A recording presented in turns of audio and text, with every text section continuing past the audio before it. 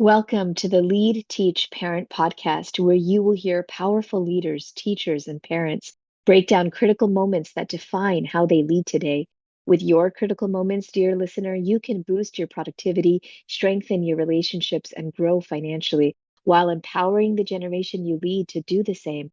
I'm known as Mother Gopi Gita. I'm an educational consultant for an international society and an executive coach for school and corporate leaders.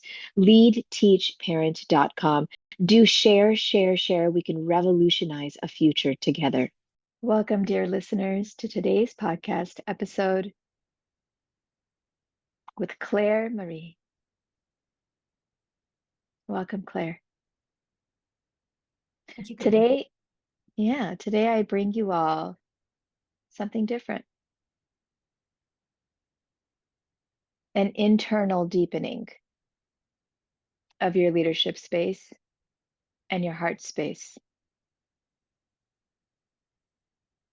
The work we do in today's call is similar to how I connect with those I guide and those who guide me. And I ask, as you hear this space, that you share your wisdom by sharing the call with others. Claire Marie Wertin is your last name? Is that how I say it? Mhm. Yeah. Has a master's degree in early childhood education, a Montessori certification, a Waldorf guide, a yoga teacher, certified yoga teacher, a master in Tantra with over 500 hours of service and learning, and an international educator. She has traveled and taught those of other cultures, bringing her American principles of learning to all students in many spaces. And Claire, she's like, to me, you're like an angelic golden light when I met you and we spent time in Malibu together. Was it Malibu? Marina Del Rey. Marina Del Rey. Yes. With your golden hair and your beautiful smile. Any thoughts you want to share before we begin? Mm. I'm delighted to be here with you, Gopi. Thank you. Meeting you in person was also exquisite. Mm. And now being in this space with you is another way of honoring our connection and our passion. And Yes. yes, thank you. Thank you so much for agreeing to be here and for sharing what you're going to share today. Though I don't really know yet what it is. But I'm excited to explore. So from all of that, we're combining all of that, and from 500 hours of Tantra, I'm so excited we're beginning a master's course in mantra. I just love saying that. For some reason, it got me so excited. To all our listeners, usually I try to bring you fast-paced, like hit those goals, get those objectives done, watch your metrics, increase your sales and your revenue, your connection, your productivity. And some episodes we slow it down and we go deeper. So I invite you to do that with both of us today. And we will begin with our mantra that connects us and our affirmations, leaning into the difficult voice that struggles to be on tone, and the spiritual sound that connects all of us together.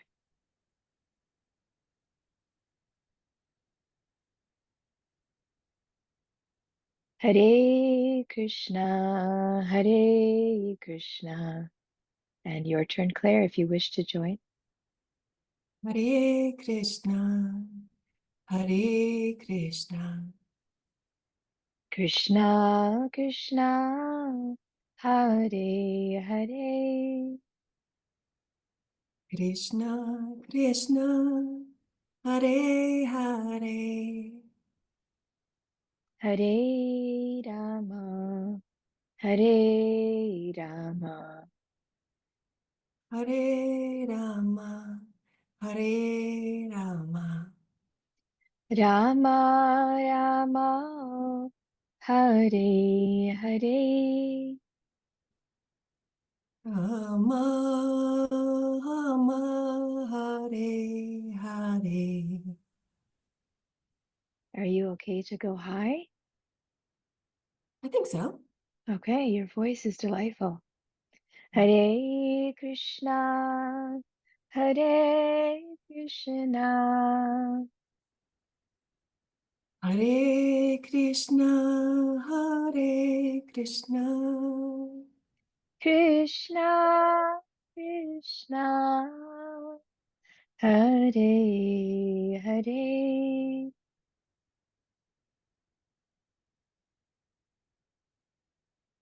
will you repeat that one? I got Yeah, lost in the voice. no worries. Krishna Krishna, Hare Hare. Krishna, Krishna, Hare Hare, Hare Rama, Hare Rama, Hare Rama, Hare Rama, Rama Rama, Hare Hare. Rama, Rama, Hare Hare. I'm going to go even higher. Is that okay? We'll see. Let's see. Hare Krishna, Hare Krishna, Hare Krishna, Hare Krishna, Krishna Krishna, Hare Hare, Krishna Krishna, Hare Hare, Hare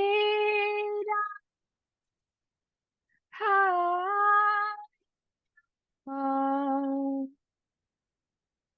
Hare Hare,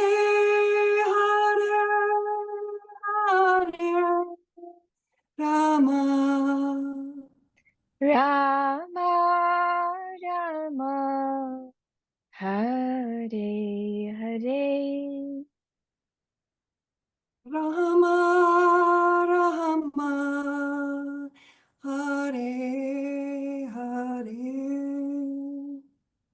Okay, thank you so much for joining me in that with that beautiful mantra. So we start our podcast usually after the mantra with a question on leadership. You've been in many places, you've guided many students, big and small. You've had to bring your heart, your children, into the classrooms that you've taught in, and you've experienced shifts in serving those of many cultures and bringing your own American culture along. In all of this, what is something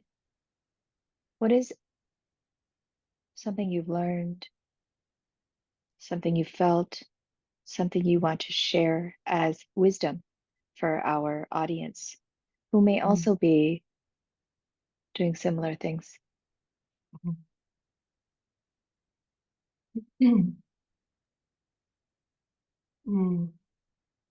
I think what stands out the most, um, moving through many different educational environments,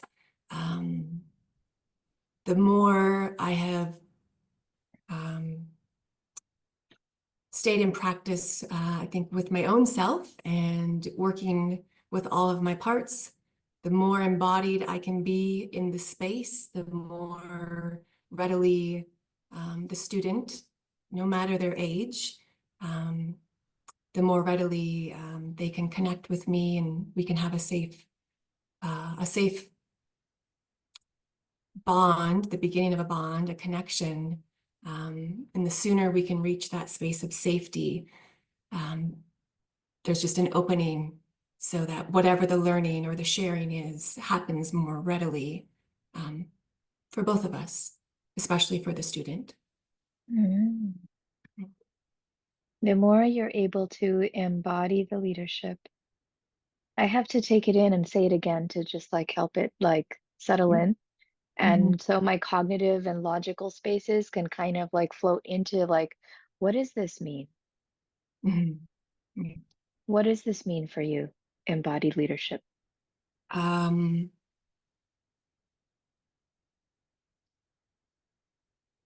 Embodying all of the, more and more of our being. We're not just showing up in our light. Though that is wonderful, and that opens many spaces for us. The more embodied we are, speaking energetically or emotionally, embodying our grief, embodying our anger, embodying maybe it could be nervousness, insecurities.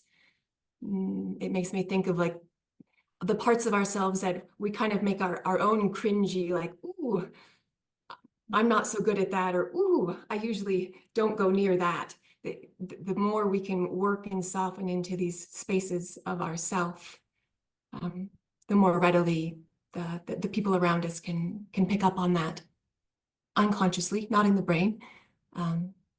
And that begins that like connection of safety. Mm. Like being brave, Brene Brown talks about the courage to be vulnerable. It really takes, as a leader who strives for perfection and achievement and performance, outcomes and goals and image management. And there's so much there that masks that internal space.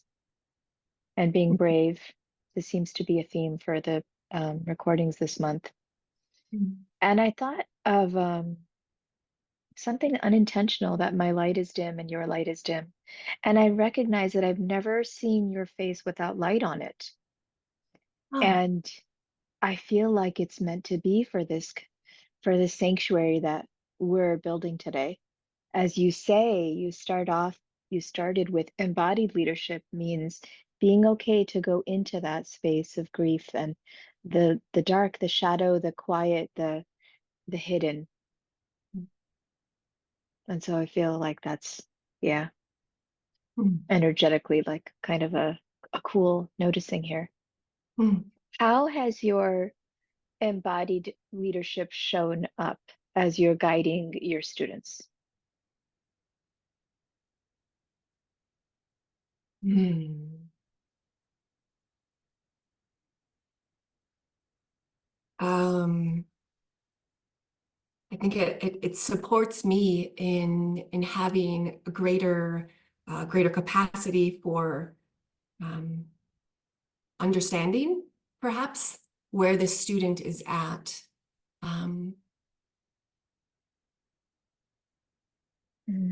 Yes. and and then I think what's key is then I can truly sit with them. And the age, lots of time, there's very few words that are needed. It's not something that we're always going to be processing through the mind, but just to be able to be truly present with the child, with the student, so they can feel seen and not alone. Again, I feel like that there begins that safe connection so that we can do the learning. I think that's how I would sit after my international experience. That's what's most important, is that I can sit and be with the student, and then the culture differences, different learning styles, those things can kind of just naturally move out of the space if I can truly be with the student. Mm. Oh, Claire, this is resonating with me beyond what you can understand or imagine in this moment.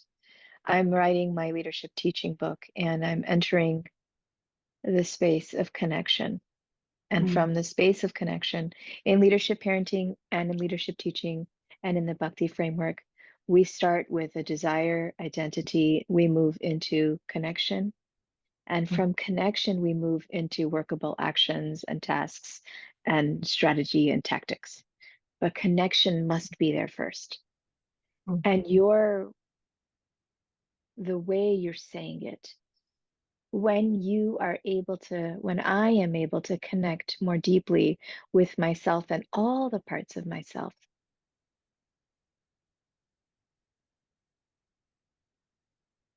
then I can understand how my student will feel and be aware of all the parts of my student. And this is the essence of the highest stages of leadership, empathy. This is where true empathy arises. And empathy is what is the seed of collaboration, teamwork, massive group revolutions, and shifts through empathy. So you're saying that for you, when you're able to sit with your student, in this case being a kid, but for anyone who's guiding another, whether it be a team member, an employee, a disciple, a student, and just be with them. Language is not a barrier, is what you shared. Cultural differences are not barriers. Mm, beautiful, beautiful. And how you do it is by being brave to go within yourself and find those. Yes, this Yes. is this is the work we do as embodied leaders, as leadership parents, as leadership teachers. This is the deepest work we do.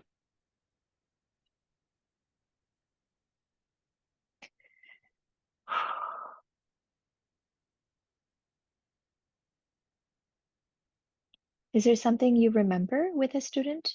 A moment that you're okay to share without releasing confidentiality as to a time where you needed to do this? Like how this manifested or showed, demonstrated itself in a practical setting? Um, I do have an example coming to mind. Um, let's see. It was a Montessori environment. So this student was attempting to work individually. He was at his rug in his space, and he had his things. And I was doing what I do, which is kind of just floating in the space, seeing who needs a little connection. And I sat down with this boy, and I usually just sit for a moment first, and what I tuned into, it was math of some kind. So we were, I knew we needed to be in the brain, and it was a brain exercise. But what I tuned into, like, for me, the clarity in that moment was like, he's so anxious. His system he's very anxious. And so it's like, well, never mind this math lesson. He doesn't need me to walk through the steps of how to organize the math. We need to do something with this anxiousness. And thankfully I was in an environment where I was able to just sit with him, and we just turned it into, that's where I would say I brought it into a yoga exercise, a little bit of like therapeutic support of self-touch, and kind of looking for where these anxious feelings were in his body. And very quickly he was able to say most of it was in his stomach, and there was some dialogue, and we spent time with it, and we were with those feelings, and then quite naturally, once it was complete, there was no big like, okay, and now we're done. But his system was complete, and he turned back to his rug, and I moved up and gave him his space, and he moved on with his math. Mhm. Look at that. Such proof. Mhm. Total proof to this embodied leadership working. And you literally embodied for this little child. You brought him into his body. Yeah. Yes. Yeah. Yeah. And that release, that awareness, the awareness itself is a release. Yes. Yes. Yes. Just giving it a little acknowledgement. Mm-hmm. Yes. Mm-hmm. Such a powerful practice. Mm-hmm. The touch is such a powerful practice. Just Mm-hmm. allowing him to feel it, even for ourselves, right? Like, Yeah. okay, I can't do this task. I'm really stuck on this task. I'm procrastinating it. I'm frustrated about it. Okay, let me go in and, the deadlines are coming, the lists are long. Let me do some mantra, listen to this podcast, and find that space in my body where the anxiety sits. Mm-hmm. Yeah. Yes. Mm-hmm. You had shared your own anxiety slightly with me. We've had just a few conversations on it Mm-hmm. of your parenting,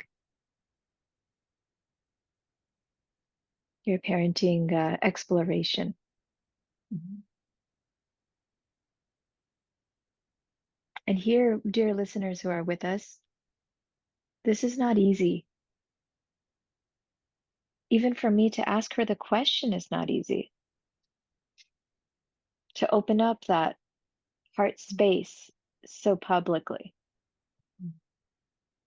the most intimate space of ourselves is when we discuss our own inner childhoods, our what it was like to be a kid with parents, and to open up and speak about how we struggle with our children, or how we may be a little disconnected, or we may need to spend some time in the, embodied leadership to figure out what is there that needs to be discovered. Through the shadow, the light comes. Through the shadow, you see the stars more brightly. I mean, there's so many quotes on this. This is not easy, and I honor you, Claire. I honor your wisdom for having done this with many, and I want honor your accepting of doing this for our listeners who can see it demonstrated, who can have embodied leadership modeled, so that they can find that courage to do the same, perhaps not publicly, but quietly within themselves. So what was a moment of challenge, where an anxiety filled moment, as you guided your son? And maybe if you want to give background, whatever comes up, whatever you wish to share. Mm-hmm. Mm-hmm.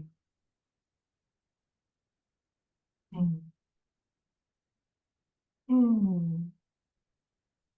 Huh. There's many that come up, and I guess it makes me giggle a little bit. um, I've had a decade of these moments. Yeah. Mm, yeah. Mm. I'd say one that's kind of sticks at the forefront is when my son was young, when he was a toddler, he was a little slow to speak, but it was clear he understood well, and he communicated, just fine. He wasn't speaking English yet at the Mm. time. And then he kind of went from being a little reserved with his language to all of a sudden he was speaking in full sentences, is what it seemed like. It's like this, it just turned on.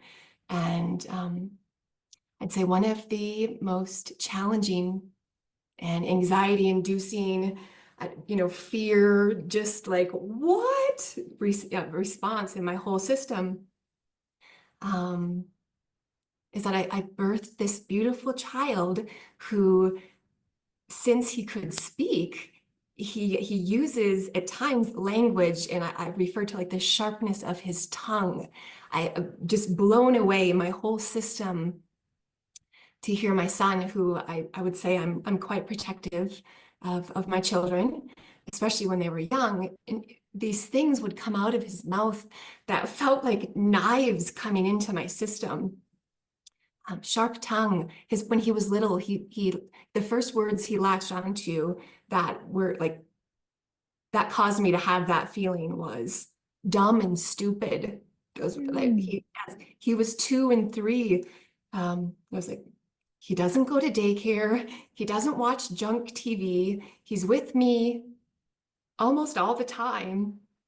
Where is it coming from? And then that kind of just the whole process of that the mind goes through. But in some ways, it's like it's been one of the most uncomfortable, but yet beautiful like growth opportunities for me to have my beloved, my beloved be the one that can cut me with his words. In some ways, perhaps that experience, maybe I haven't really looked at it that way, but perhaps that is the edginess that really naturally supported me. And it's like, okay, I've got the degree, I've been in the classroom, I've got all of this, but yet I'm having this experience at home with my own child that is putting me so far, what seemed like outside of my comfort zone at the time. So it's just been, you know, I'm still learning and growing and expanding because of it. He's maturing beautifully. We have great communication. But he's my lovely son that at times it's like, what is flying out of your mouth? I don't know what's happening. And yes, I can still love him and all the parts and all of him and support him in his journey. And let it work its magic on me in the meantime as well. I'm like holding this this visual of like this powerful, like when I'm in your space, you seem to me to be a go-getter, like a doer, a go-getter, like in a floating way. Don't know how to explain that. Like with ease, it seems like you get quite a bit done, and you seem to be organized and intellectual and at the same time soft and feminine. And anyways, I'm getting this visual of the knife coming at you.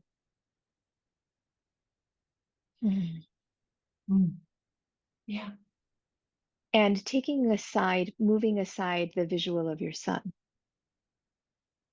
because he's your beloved and he's your heart outside of your body. And he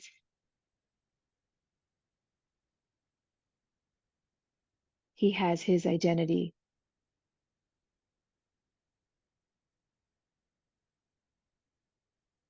That the way the connection is happening between you and him in certain moments that bring up awareness of your anxiety. Clearly, there's 24 hours in a day, probably 22 of those hours we're in love with our kids, maybe even 23 hours and 50 minutes. Maybe there's 3 seconds or 10 seconds or 5 minutes or an hour that we're like, oh my God, this is too much. I can't do this. So clearly, the primary space with you and your young leader that you're passing the baton to is in love. And yet, we hold and find our way to those spaces of anxiety which feel like knives coming at you. So, moving aside your son and focusing deeply on your state of being, this visual of knives coming at you. Can you tell me more about that? Mm.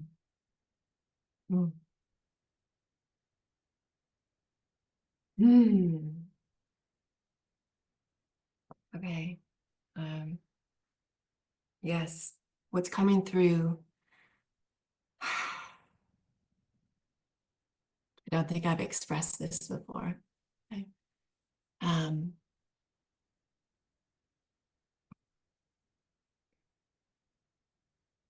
I would say, from my experience, I it was easy prior to, it was much easier prior to motherhood, to kind of stay in what I'll call light and love. Just, and the visual of the knife coming to me, and I'm feeling like, had I not birthed this child, had I not have this journey with motherhood, I had figured out how to kind of maneuver through life, staying in light and love and avoiding all knives. No knives. I don't play there. I don't go there. But yet, as now standing as, you know, as I work as being an embodied leader, I needed something so close to me as my son to be the one tossing the knife so that I could land, truly land. Mm. And right. Thank you. Yes. Thank you. Wow. I hear you. Mm-hmm. The avoidance of the knives and how it sometimes needs to appear very close. You're not alone, and to our listeners, this may resonate with you. Sometimes parenting and leadership parenting can feel like the hardest thing we have decided to do, and why,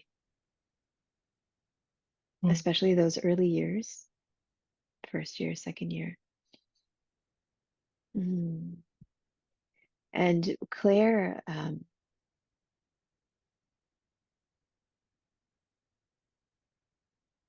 I've experienced this too.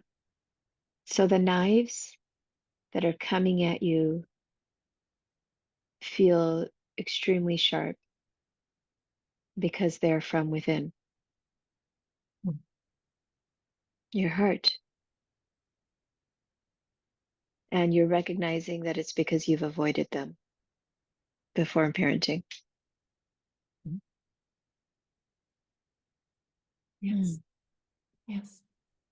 Can I ask, what what are you avoiding? What were you avoiding?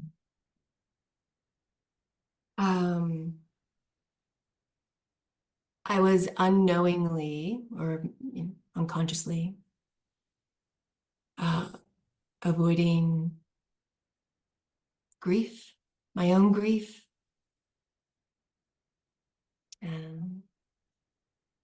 My father died when I was 8, and he was quite sick most of my life.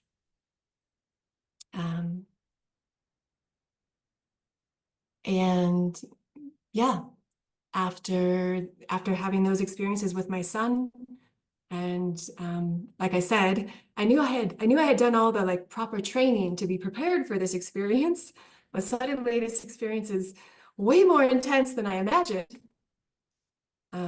Thankfully, I could like tune into the call of like, you know, I know I'm going to have to do something different than I've ever done before.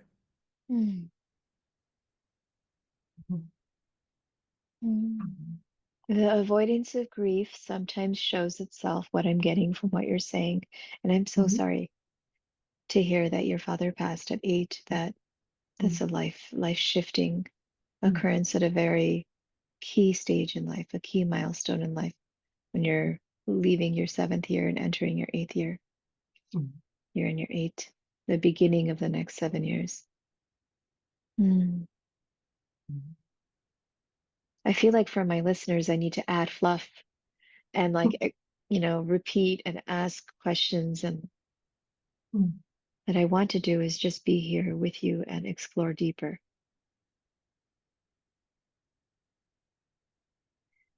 Are you willing to share a moment at that time when you were 8 years old, during or after, where you felt knives coming at you?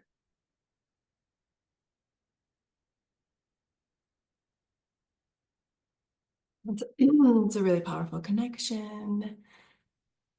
The most potent memory I have that I think I've never thought of it this way, Gopi, but I think that's probably it. The knives coming at me. My memory that I've been clear about for some time. The way I can speak about it now is I say like that this memory I have that I'm going to share was the moment that I believe my system, went into like a trauma response of self-protection. And I'm sure it's because like the knives were all coming in. We were at the celebration of life for my father, and witnessing everyone around me in grief. Mm. I think was more than I could handle at the time. Yes. And it felt like knives. And I would say, with love for my inner child, that is when my system put up some really strong, walls of protection around that grief that I carried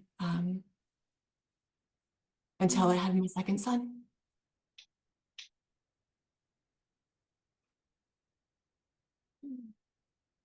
And it's been, it's been a beautiful unraveling this last decade. Mm. Of that moment in your childhood. Mm. Yes. Mm. Mm. Mm. I can only imagine how mm, Mm.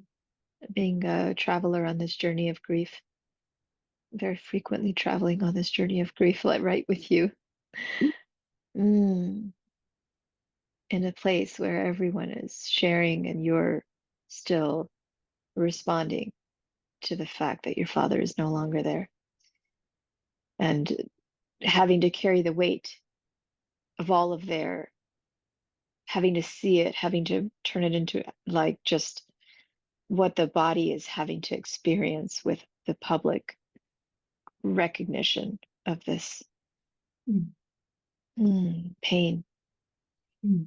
How do you feel about closing your eyes and entering that space for a few moments? Mm. All right, I request you to take a very deep breath. Mm. Tell me as you're in this space,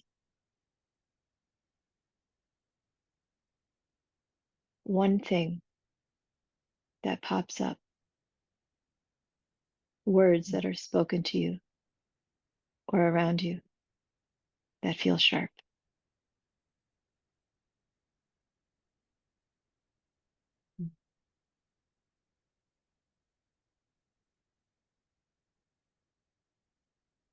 Mm.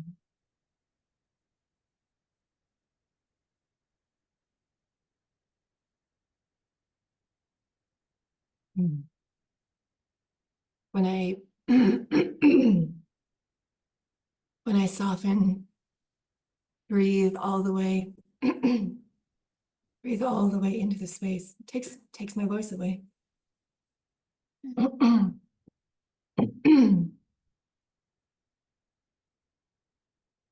As I go all the way into the space, the sweetness is that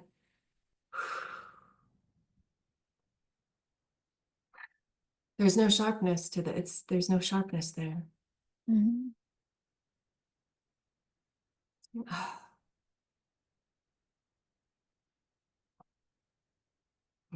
The words that come up are ease, surrender, acceptance,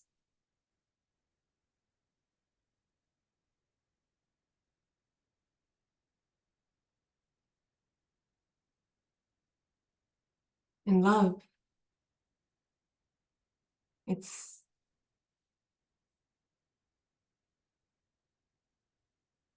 grief, grief and love. You feel They're, so. Who is around you?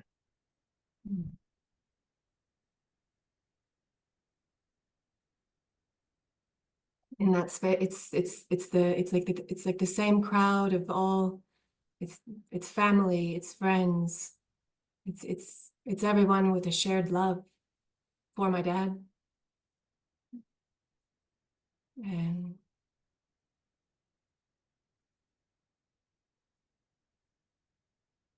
the grief is love.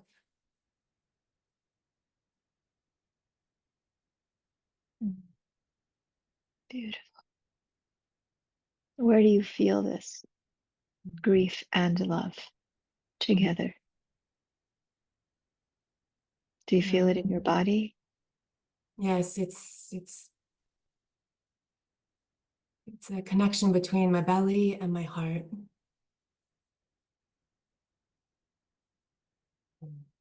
Mm.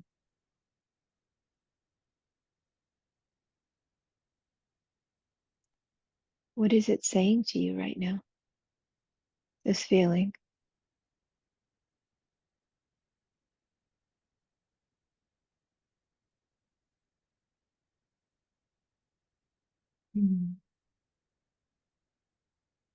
This is true.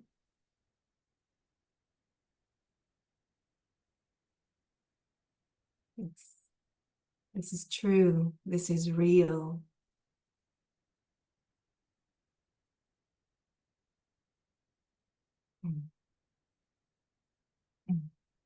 Grief is love, and love is grief.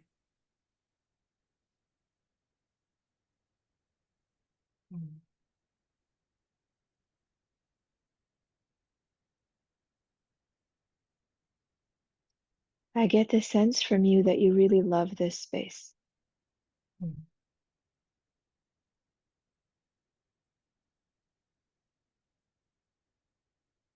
I think that's true. Yes. You're smiling. Is there a part of you that doesn't like this space, or because in this moment you seem rested and with?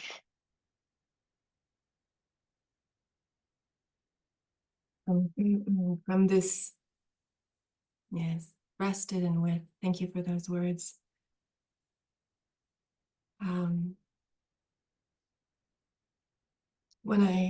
When I opened to this space, when I worked through the layers of grief around losing my father, and was able to come into contact with this space that I'm sharing with you, it's when I had it's the way I would say it now is it's going in a little bit of a different direction than the main topic of our podcast, but I recognize that one of my offerings in places of service is the portal of death. And perhaps, as a child, that was, nowhere in my like conscious being.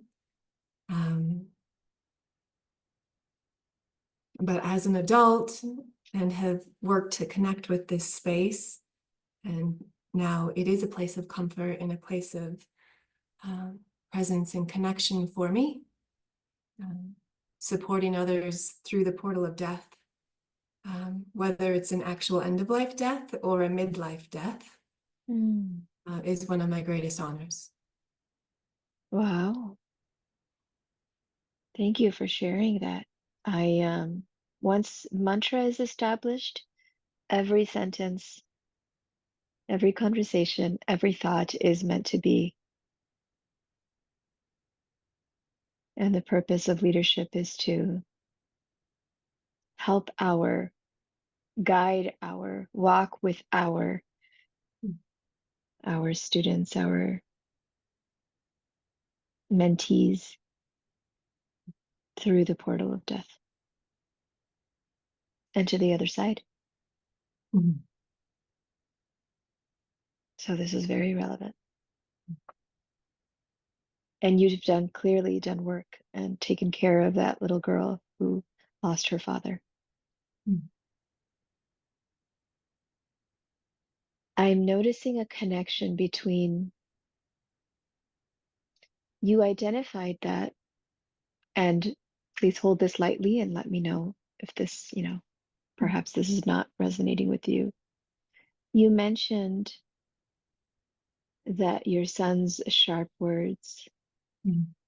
are like knives, and knives you felt in those moments where, when we went deeper, the knives were the space where there are knives turned into a space of grief and love.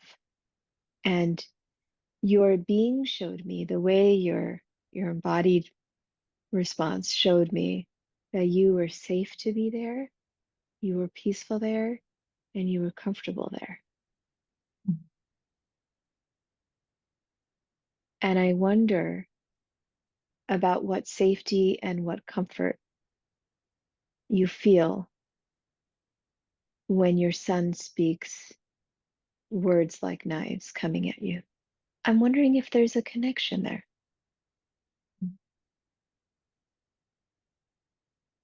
Mm. Mm. Mm.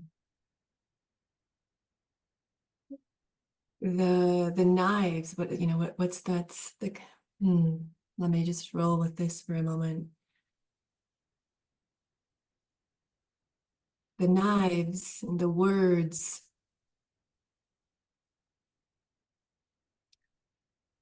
Mm.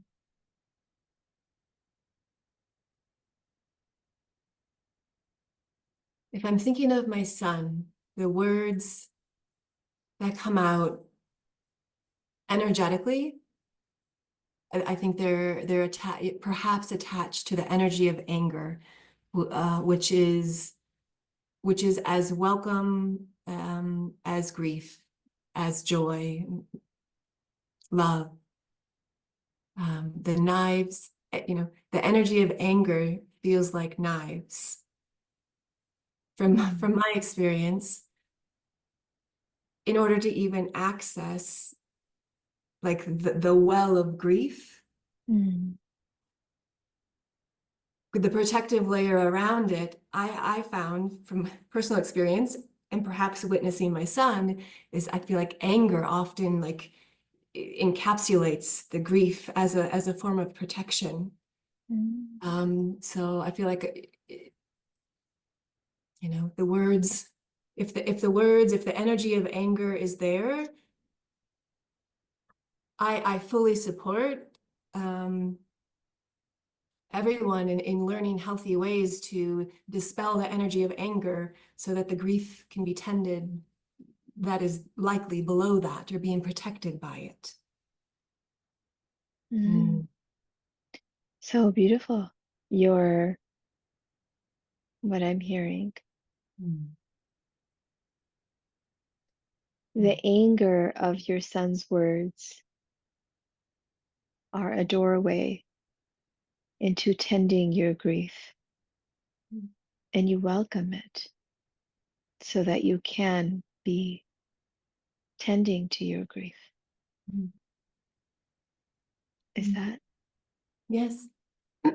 Yes, that's accurate. And also I'd say I'm thinking like for my son's benefit as well, as I continue to support him in having multiple healthy ways to like dispel the energy of anger or let it move through, so that, for example, he doesn't grow up and only have sharp words as a way to expel anger.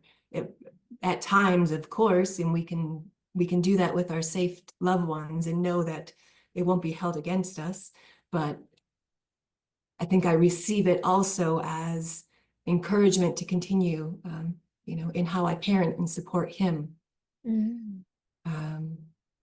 You because the won't. energy itself of the anger is not, it's not a problem. There's nothing wrong with it. Mm. Yes. Mm. And maybe interestingly, part of my like dance mantra practice, when I want to intentionally move the energy of anger through me, I dance with knives because Wow. for that specific reason, because it's like it, you know, and the energy of anger, it cuts. And it can be a very hard energy to, right? For those of us that like to live in light and love, to go near the energy of anger, it's like, no thanks, Yeah. not going there. Don't eat, you know. I Oh don't my do goodness. This makes sense. This makes sense. You're the warrior feel I get from you when I'm around you. Mm, I dance with knives reminds me of like the battlefield of Kurukshetra where the Gita was spoken. mm, Arjuna. Do you know mm, this story? mhm, The empowerment of this warrior who was expected to dance with arrows. mm, This, oh, I'm like getting goosebumps. So, mm. yeah, you seem to be like a light and love fairy from the outside, but there is that Exactly. dancing with knives. I've danced with fire in the past. Mm, I've done a fire dance for a drama. It was very cool. fun. I would So love fun. to dance again with fire. Dancing with knives, that's something I would like to do with you, Claire. Okay. Let's put that on our list. Uh, Mm, mm, there's so much here, so much here. I honor your honoring of your son's emotions. mm, yeah. I honor your giving him the space to feel his emotions when he's young, even if it cuts you. Mm, I honor your being able to see that the cutting of you is also healing of you mm, as you tend to your grief. mm, mm, mm, What's coming up for you now? mm.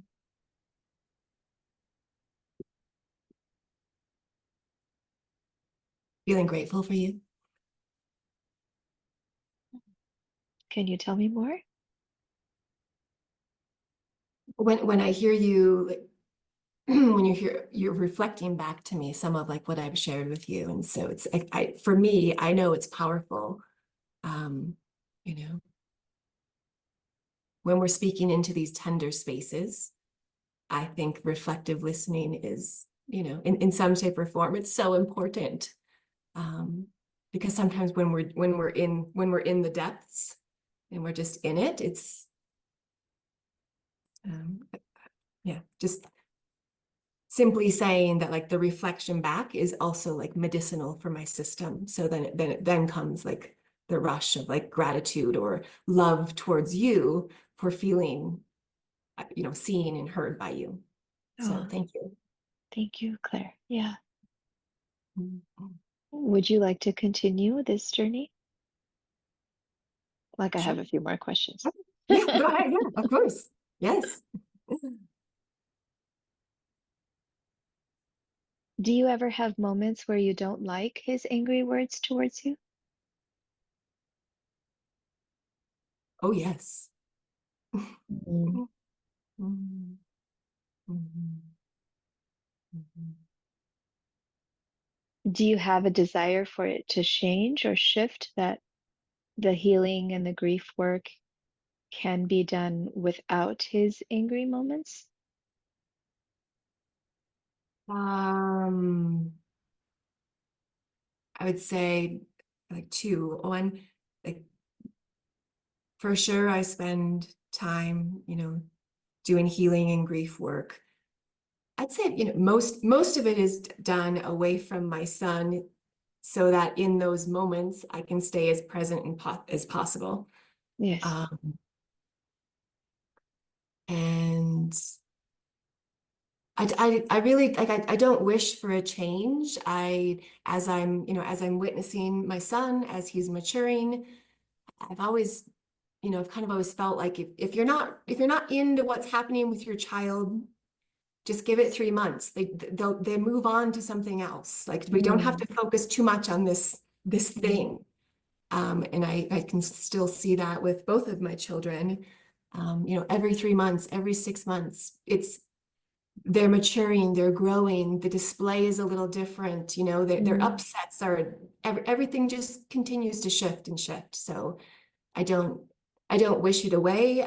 I'm having too much pleasure, witnessing his natural growth and progression. And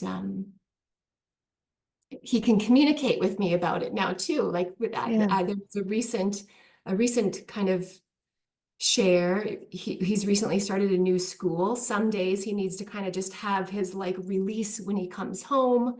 Yeah. That was happening, and it was including words that I was like, but you're saying it to me and it's not nice. And Mm. it was very sweet. And he was able to say, like, I don't mean it to you. It just needs to come out. Can you put your headphones on? Oh, And I was yeah. like, so, you know, he's mature enough now that we can communicate in that way. And it's like, it makes me love him and his experience Mm. even more. So I don't wish it away. It's our experience together. That's such an unexpected answer and a powerful one for me to lean into that that's my growth edge that I'm learning from you today. Mm, That our children and for our listeners here who have joined us, you can see how Claire Marie Wertin, is a warrior. She has the capacity to hold immense grief and yet float and dance in light with knives, and the capacity to hold her her son, a leader in the making, and his strong, intense emotions. And when I asked you, would you like it to change? You're like, I know things are going to change. They move in and out of spaces, transition into phases, and it will. I'm here with him for this. Well, thank you. mm. Thank you. I know I'm noticing that not only are you here with him in this, but in your embodiment, you are welcoming it. I'm noticing that your state of being is wanting those words, those sharp words, and the knives. You're welcoming. When I think of welcome, I'm like, come, come, come. Like there's a tiny part of you or something that has emerged where it somehow you love it. Mm, And I don't know. mm, mm, mm. Makes me think of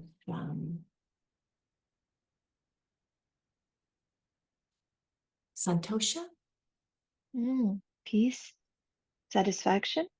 It's yeah, I'd say like peace, satisfaction, acceptance. Mm, Um, yeah. all right. That's an excellent place for us to end or gradually shift. How do you feel right now? Mm, I feel light, Mm, mm, calm. Mm. mm. I feel it's very easy to be with you. What do you want for your son? Ooh. Mm. Hmm. You know, I really would like for my children is I feel like that's kind of like, as I progress with motherhood too, I feel like I'm kind of moved through like this is what I'm really going for. This is what I'm doing. And I feel like I've kind of just settled into like my hope for my son, for both of my children, is I want them to know themselves, right? I want them to know their light and their shadow side, um, to not be afraid, of different parts of themselves. Mm. Mhm. Yeah. When we have that, then we can more easily move through the world, versus if we don't have that, then we're kind of just like blowing in the breeze. I just like Mm. I want them to know themselves, and That's we could say be embodied, the journey towards embodiment. mm. Yeah. What I receive from that sentence is to know themselves and to really deeply, truly know their spiritual form and their spiritual identity Mhm. beyond the external, gross and subtle. Yes. Mhm. And that work you do, transition work, death and loss and grief and pain, for all of our listeners, this is uncomfortable. Claire and I are experts in this space as we have trained in it, guided others, been guided ourselves. Being able to sit in this kind of discomfort for most people is uncomfortable. Most of you may have fast forwarded it, put it on 2 times speed, rushed through. Oh my God, this is so boring. I don't want to listen to this one. Many of you may have had that experience. We accept you for that experience. I challenge you. I challenge you to open up a space in your heart where you can sit with anger and grief the way Claire is sitting with it, healing it, tending it, and accepting that part of his son, of her son, who is in these moments a manifestation of her ability to sit with pain and grief. And last, what delights you? Since we had that call with Jesse and Shri today, Mhm. in this space, right in this space of pain and grief, from there, what moves you into delight? Mhm. Um, well, my children are very present in the space, so I feel like witnessing my children playing or being at ease or in joy. Mm, I can say just witnessing my children, just, it is delightful.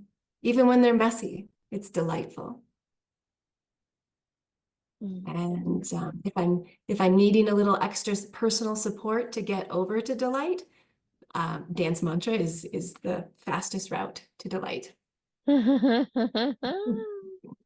Oh, oh, oh, oh. That's moving us into dance mantra. Let's do dance mantra. Am I going to stand up? I don't think so, but I will move my hands. I can move my hands. So, yeah, perfect. Let's do dance mantra. Kirtan.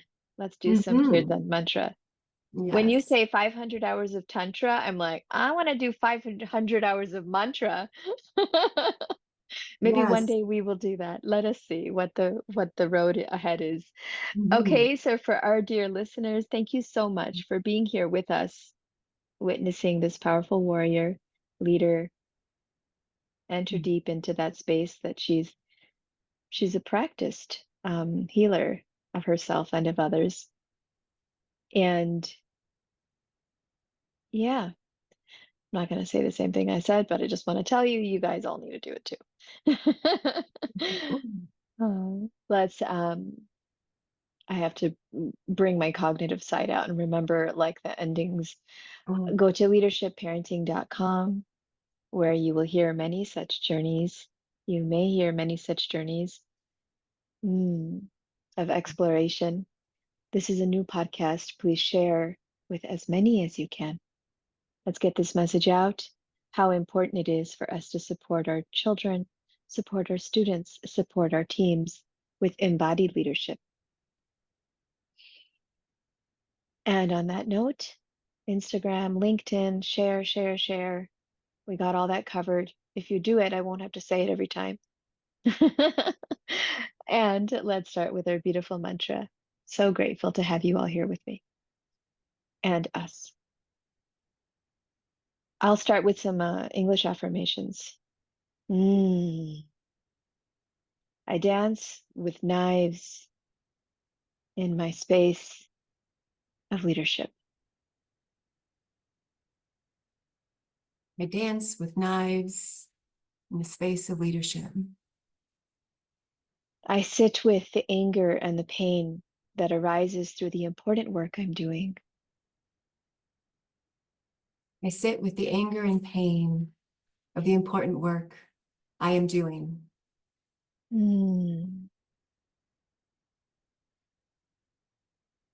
I find resilience through connection. I find resilience through connection. Hare Krishna, Hare Krishna, Hare Krishna, Hare Krishna, Krishna Krishna, Hare Hare, Krishna Krishna, Hare Hare, Hare Rama, Hare Rama, Hare Rama, Hare Rama, Rama Rama, Hare Hare, Rama Rama, Hare Hare. Hare Krishna, Hare Krishna, Hare Krishna, Hare Krishna, Krishna Krishna, Hare Hare, Krishna Krishna,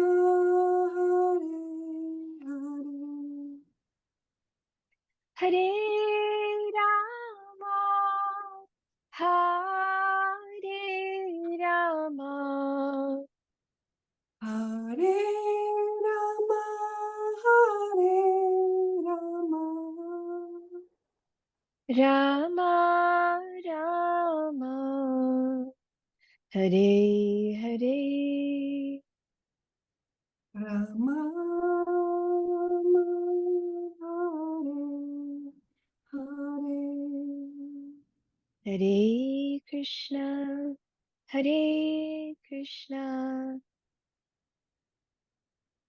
Hare Krishna, Hare Krishna, Krishna Krishna, Hare Hare, Krishna Krishna, Hare Hare, Hare Rama, Hare Rama, Hare Rama, Hare Rama, Rama Rama, Hare Hare. Rama Rama, Hare Hare. All right. Thank you so much, Claire. Thank you, Gopi.